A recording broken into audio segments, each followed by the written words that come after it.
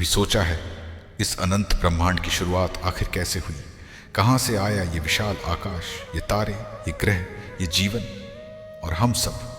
विज्ञान कहता है सब कुछ एक विस्फोट से शुरू हुआ, एक छोटे से बिंदु से, जहां न समय था, न स्थान, न प्रकाश, न अंधकार।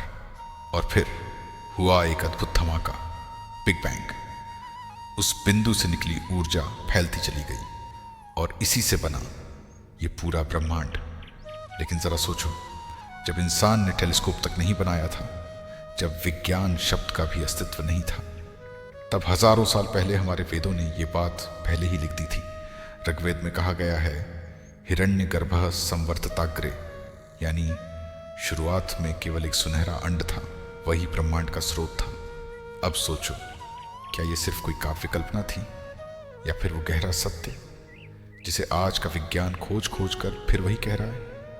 बिग बैंग थ्योरी कहती है ब्रह्मांड एक छोटे से बिंदु से शुरू हुआ। वेद कहते हैं हिरण्यगर्भ, एक दिव्य ऊर्जा से सब कुछ उत्पन्न हुआ। दोनों में फर्क बस शब्दों का है। विज्ञान उसे सिंगुलरिटी कहता है और वेद परम चेतना, ब्रह्म। सोचो दोस्तों, 13.8 अरब साल पहले का वो क्षण जिसे आज आधुनिक विज्ञान स्वीकार करता है, वो सत्य हमारे ऋषियों ने ध्यान की आंखों से हजारों साल पहले देख लिया था। वेदों में लिखा है, सृष्टि बार बार उत्पन्न होती है और बार बार नष्ट होकर फिर जन्म लेती है। आज विज्ञान कहता है यूनिवर्स एक्सपैंड्स, कोलैप्सेस एंड रेजेनरेट्स। क्या ये इत्तेफाका है या फिर सच में हमारे ग्रंथों में वो ज्ञान छिपा है जो समय से परे है? ब्रह्मा सृष्टि की रचना, विष्णु उसका पालन और महेश उसका संहार। ये सिर्फ देवता नहीं है, बल्कि उस कॉस्मिक प्रोसेस का प्रतीक है। क्रिएशन, प्रिजर्वेशन, डिस्ट्रक्शन, जो हर पल हर जगह चल रहा है। वेदों के ऋषियों ने ये सब टेलीस्कोप से नहीं देखा, उन्होंने ध्यान से देखा। उन्होंने लिखा पृथिव्य अंतरिक्षम दिवम, यानी 3 स्तर हैं, पृथ्वी, आकाश और उससे ऊपर का दिव्य लोक।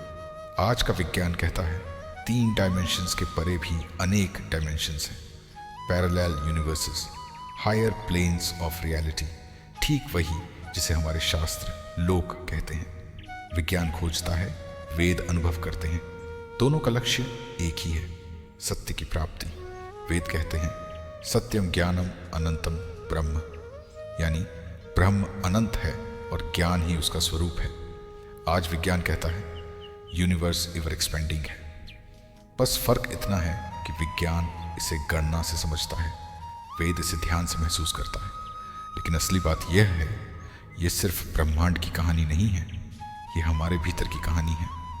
हर इंसान के अंदर भी एक हिरण्यगर्भ है, संभावनाओं का, ऊर्जा का और प्रकाश का अंड।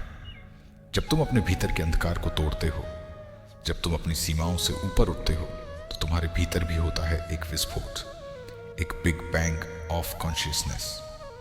वो विस्फोट जो तुम्हें बदल देता है, जो तुम्हें तुम्हारे असली स्वरूप से मिलाता है।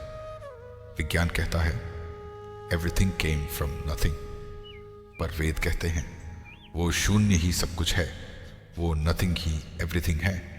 क्योंकि शून्य केवल खालीपन नहीं, वो उस अनंत ऊर्जा का नाम है जिससे ये सृष्टि बनी और जिसमें एक दिन सब कुछ फिर समा जाएगा। देखो दोस्तों, विज्ञान और अध्यात्म 2 विरोधी नहीं, 2 पूरक रास्ते हैं। विज्ञान हमें बाहर का ब्रह्मांड दिखाता है और अध्यात्म हमें भीतर का। जब विज्ञान टेलीस्कोप से देखता है तो आर्ष ध्यान की आंखों से वही ब्रह्मांड अपने भीतर देखते हैं। और इसीलिए जब विज्ञान सत्य तक पहुंचता है, वो सिर झुकाकर वही स्वीकार करता है जो वेदों ने हजारों साल पहले कहा था। ज्ञान सिर्फ प्रयोगशाला में नहीं जन्म लेता, वो जन्म लेता है मौन में, ध्यान में, विश्वास में। जब तुम अपने भीतर उतरते हो, जब तुम अपने विचारों के शोर को शांत करते हो, तो तुम वही सुन सकते हो जो हमारे आर्षियों ने सुना था। वो अनाहत नाद, वो AUM की ध्वनि, वो ब्रह्म की सांस। और तभी समझ आता है, विज्ञान झुक जाता है, अध्यात्म मुस्कुरा देता है, क्योंकि अंत में सत्य एक ही है, बस उसे देखने के 2 रास्ते हैं। तो अगली बार जब तुम आसमान में टिमटिमाते तारों को देखो, याद रखना वो सिर्फ गैलेक्सियाँ नहीं हैं, वो उसी हिरण्यगर्भ के अंश हैं जिससे तुम भी बने हो। तुम कोई साधारण इंसान नहीं हो, तुम उसी ब्रह्मांड की ध्वनि हो, तुम उसी AUM की तरंग हो, तुम वही चेतना हो जो इस पूरे अस्तित्व में बह रही है। और जब ये एहसास हो जाता है तो फिर कोई भय नहीं रहता, कोई सीमा नहीं रहती, सिर्फ शांति और अनंत संभावनाएं। क्योंकि विज्ञान सत्य को खोजता है और वेद सिखाते हैं उस सत्य में कैसे जिया जाए।